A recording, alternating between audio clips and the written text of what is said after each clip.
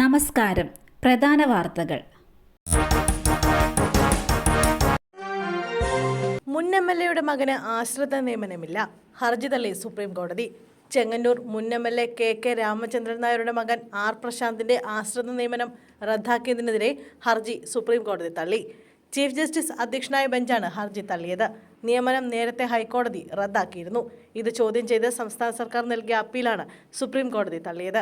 ഒരു MLA മകന് എങ്ങനെയാണ് ആശ്രിത നിയമനം നൽകാനാവുകയെന്ന് കോടതി ചോദിച്ചു. പ്രശാന്തിന് നൽകിയ ശമ്പളം തിരിച്ചു പിടിക്കരുതെന്നും ഉത്തരവിൽ പറയുന്നു.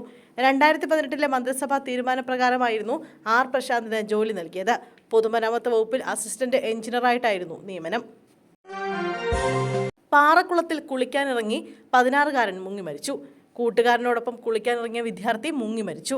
പുറമേരി നടുക്കണ്ടയിൽ കനകത്ത് താഴെ കുനി ശശിയുടെ മകൻ 16-കാരനായ സൂര്യജിത്താണ് മരിച്ചത്. വീട്ടിൽ വൈദ്യുതി ലഭിച്ചതിന്റെ സന്തോഷത്തിൽ സൂര്യജിത്ത് തൂണേരിയിലുള്ള സുഹൃത്തിനെ വിളിച്ചു വരുത്തുകയായിരുന്നുവെന്ന് ബന്ധുക്കൾ പറഞ്ഞു. തുടർന്ന് കൂട്ടുകാരനൊപ്പം വീടിനടുത്തുള്ള പാറക്കുളത്തിലാണ് കുളിക്കാനിറങ്ങിയത്. നീന്തലറിയാത്ത സൂര്യജിത്ത് കുളത്തിൽ മുങ്ങി താഴുകയായിരുന്നു. ഇതോടെ സമീപത്തുള്ളവരെ വിവരമറിയിച്ചു. ഉടൻ ആശുപത്രിയിൽ എത്തിച്ചെങ്കിലും രക്ഷിക്കാനായില്ല. അർത്തുങ്കൽ ബൈപ്പാസിൽ ദേശീയപാത നിർമ്മാണ കമ്പനിയുടെ ലോറി സ്കൂട്ടറിലിടിച്ചു. വീട്ടമ്മയ്ക്ക് ദാരുണാന്ത്യം. അർത്തുങ്കൽ ബൈപ്പാസിലുണ്ടായ വാഹനാപകടത്തിൽ വീട്ടമ്മ മരിച്ചു. ചേർത്തല കുറ്റിക്കാട് സ്വദേശി നിഷയാണ് മരിച്ചത്. 39 വയസ്സായിരുന്നു. ദേശീയപാത നിർമ്മാണ കമ്പനിയുടെ ലോറിയും സ്കൂട്ടറും കൂട്ടിയിടിച്ചാണ് അപകടമുണ്ടായത്. ഉടൻ ആശുപത്രി എത്തിച്ചെങ്കിലും നെടുമ്പാശ്ശേരി വഴി പക്ഷിക്കടത്ത്. അപൂർവം ഇനത്തിൽപ്പെട്ട 14 പക്ഷികളെ കസ്റ്റംസ് പിടികൂടി. നെടുമ്പാശ്ശേരി വിമാനത്താവളത്തിൽ അപൂർവ ഇനം പക്ഷികളെ കടത്താൻ ശ്രമിച്ച 2 പേരെ പിടികൂടി. അപൂർവം ഇനത്തിൽപ്പെട്ട 14 പക്ഷികളെ കസ്റ്റംസ് പിടികൂടി. തിരുവനന്തപുരം സ്വദേശികളായ ബിന്ദു, ശരത് എന്നിവരാണ് കസ്റ്റംസ് പിടിയിലായത്. 3 വർഷം വരെ തടവ് ശിക്ഷ ലഭിക്കാവുന്ന കേസാണിത്.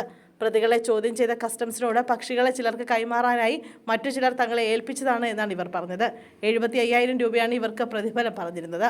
വേഴാമ്പലുകൾ ഉൾപ്പെടെ അപൂർവ ഇനത്തിൽപ്പെട്ട 14 പക്ഷികളെയാണ് കടത്താൻ ശ്രമിച്ചത്. പക്ഷികളെ എങ്ങോട്ടാണ് കടത്താൻ ശ്രമിച്ചതെന്ന് അന്വേഷണം പുരോഗമിക്കുകയാണ്. അതിതീവ്ര മഴ. കാസർഗോഡ് ജില്ലയിലെ വിദ്യാഭ്യാസ സ്ഥാപനങ്ങൾക്ക് നാളെ അവധി. അതിതീവ്ര മഴയ്ക്കുള്ള സാധ്യത കാലാവസ്ഥാ വകുപ്പ് പ്രവചിച്ച പശ്ചാത്തലത്തിൽ കാസർഗോഡ് ജില്ലയിൽ പ്രൊഫഷണൽ കോളേജുകൾ ഉൾപ്പെടെയുള്ള വിദ്യാഭ്യാസ സ്ഥാപനങ്ങൾക്ക് നാളെ ജില്ലാ കളക്ടർ K ഇമ്പശേഖർ അവധി പ്രഖ്യാപിച്ചു.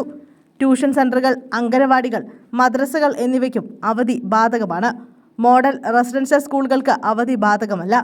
അതിതീവ്ര മഴ പെയ്യാനുള്ള സാധ്യത കണക്കിലെടുത്ത് ഇന്ന് കാസർഗോഡ് ജില്ലയിൽ കാലാവസ്ഥാ വകുപ്പ് റെഡ് അലർട്ട് പ്രഖ്യാപിച്ചിട്ടുണ്ട്.